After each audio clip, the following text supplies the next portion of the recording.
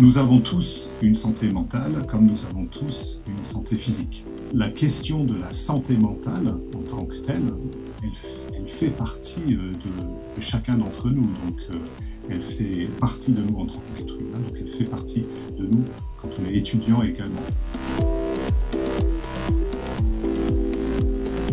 Souvent, les premières expressions des pathologies, des maladies mentales, s'expriment pendant les années de jeunesse et notamment pendant ces années traditionnellement consacrées à ces études dans l'enseignement supérieur. Vraiment, dans mon rôle d'enseignant, l'important, c'est d'accompagner les étudiants à travers cette période.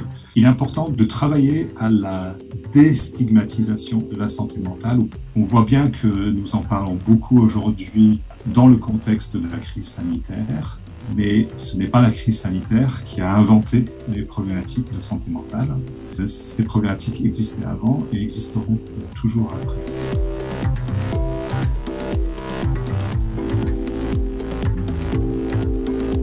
C'est important que cette discussion soit large. Et plus on en parle ouvertement, plus on peut espérer qu'on déstigmatise le sujet et donc plus on provoque encore plus d'échanges.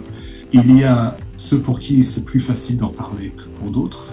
Comment on touche les autres. Et donc le point de contact entre l'institution et l'étudiant et cet échange avec le corps enseignant.